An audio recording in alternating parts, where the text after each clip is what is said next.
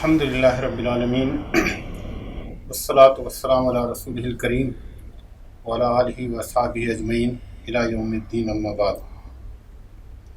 اعوذ باللہ من الشیطان الرجیم، بسم اللہ الرحمن الرحیم۔ الذین ينفقون فی السراء والضراء والکاظمین الغیظ والعافین عن الناس واللہ یحب المحسنین۔ صدق اللہ العظیم۔ معزز سامعین اکرام، السلام علیکم ورحمۃ اللہ وبرکاتہ۔ اس وقت مجھے انفاق فی سبیل اللہ کے عنوان پر چند باتیں آپ کے سامنے پیش کرنی ہیں۔ محترم حاضرین و حضرات، آپ کو معلوم ہے انفاق کے معنی ہوتے ہیں اللہ کی راہ میں خرچ کرنا۔ اللہ کی راہ میں خرچ کرنا خود عبادت میں شامل ہے۔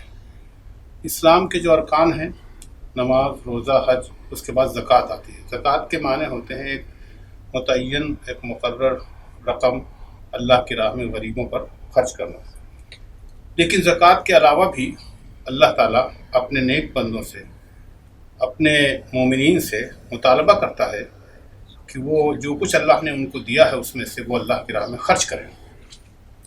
چنانچہ قرآن کریم میں جگہ جگہ پر انفاق کے سلسلے میں، اللہ کی راہ میں خرچ کے سلسلے میں اللہ تعالیٰ نے بہت واضح اور صاف ہدایات دی ہیں۔ جو آیت میں نے ابھی آپ کے سامنے پڑھی ہے، وہ آیت میں تو خاص طور پر غور کرنے سے پتہ چلتا ہے کہ اس میں یہ بات کہی گئی ہے کہ چاہے تم تنگ دست ہو یا کشادگی ہو تمہارے اندر، تب دونوں صورتوں میں تمہیں خرچ کرنا ہے۔ الذین ینفقون فی السراء والضراء، عام طور سے ان لوگوں سے مطالبہ کیا جاتا ہے خرچ کرنے کا جو مالدار ہوتے ہیں، جو دولت مند ہوتے ہیں، جن کو اللہ تعالیٰ نے اپنی دولت سے نوازا ہوتا ہے۔ ان سے عام طور سے یہ خیال آتا ہے کہ ان سے مطالبہ کیا جاتا ہے کہ وہ اللہ کی راہ میں خرچ کریں۔ لیکن قرآن کریم کی اس آیت میں اللہ تعالیٰ ان لوگوں سے بھی کہہ رہا ہے جو مشکل زندگی گزار رہے ہیں، تنگ دستی میں ہیں۔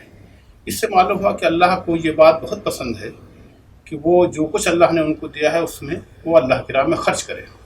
اب ظاہر سی بات ہے کہ جن لوگوں کو بہت دولت اللہ نے دی ہے وہ زیادہ خرچ کریں گے، اور جن کو کم دی ہے تو کم مقدار میں خرچ کریں گے۔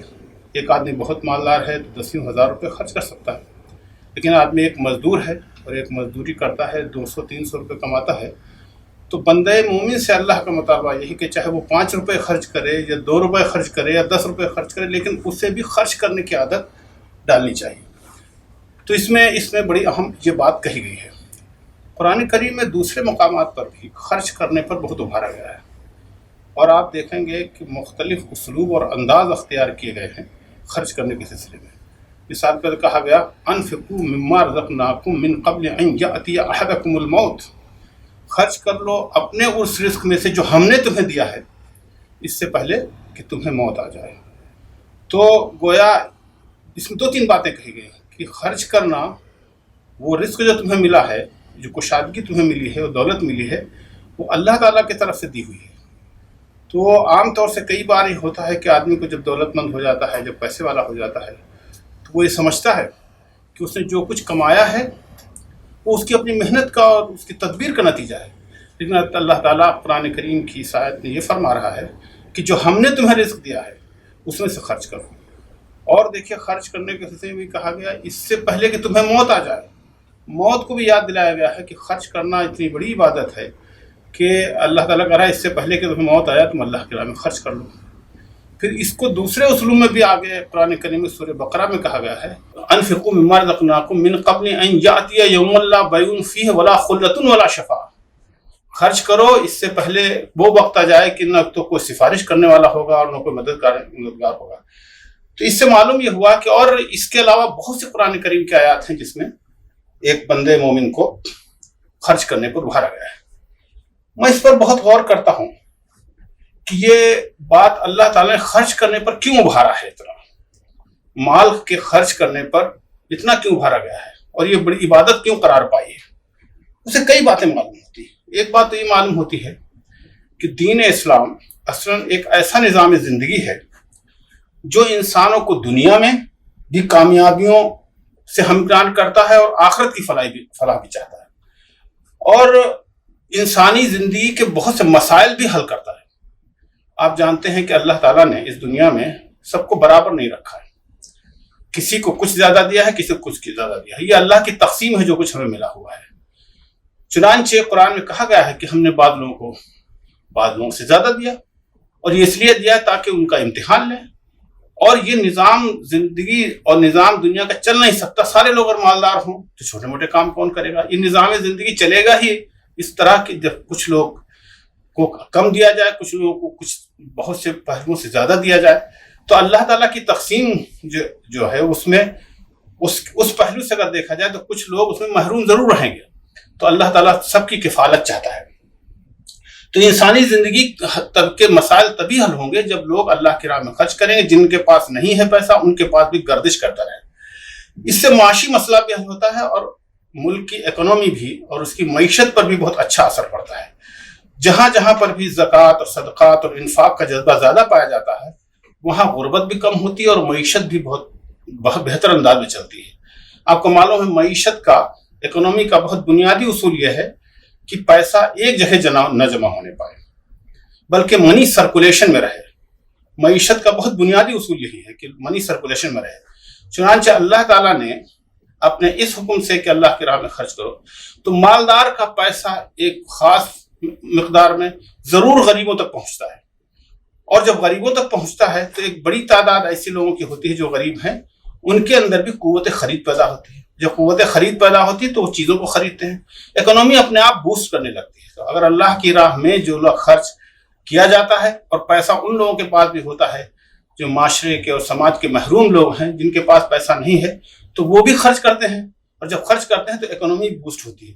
تو پورا نظام زندگی، معیشت کا پورا نظام، اسلام ایک معاشی نظام بھی ہے، اور انفاق اس کو بہت حد تک بہتر بناتا ہے معیشت کو، اگر وہ پیسہ ان لوگوں کے ہاتھ میں ہی پہنچے، ان لوگوں کی، اس ملک کی، اور جب ان لوگوں کی جہاں پر خرچ کرنے کا اور لوگوں پر خرچ کرنے کا، انفاق کا جذبہ نہیں ہوتا ہے، وہاں ایک طبقہ تو بہت مالدار ہوتا ہے لیکن ایک طبقہ بہت غریب ہوتا ہے، اور اس غریب کے پاس خرچ کرنے کے لیے کچھ نہیں ہوتا ہے۔ تو اسلام کے نظام زندگی میں، اسلام کے نظام معیشت میں یہ بہت اہم کردار ادا کرتا ہے کہ لوگوں اللہ کی راہ میں خرچ کریں۔ پھر اس کی بات ہے کہ اس سے اللہ تعالیٰ اس شخص کا تزکیہ چاہتا ہے۔ آپ کو معلوم، میں نے شروع میں یہ بات کہی تھی کہ اللہ کی انفاق وہ عبادت اسی طرح ہے جس طرح ہم نماز پڑھتے ہیں، روزہ رکھتے ہیں، اور دوسری عبادت کا تصور پایا جاتا ہے۔ تو عبادت کا ایک جز ہے انفاق، زکوٰۃ دینا اور اللہ کی راہ میں خرچ کرنا۔ تو ہمارے تزکیے کا اور ہمیں پاک صاف کرنے کا بہت اہم ذریعہ ہے کہ ہم اللہ کی راہ میں خرچ کریں۔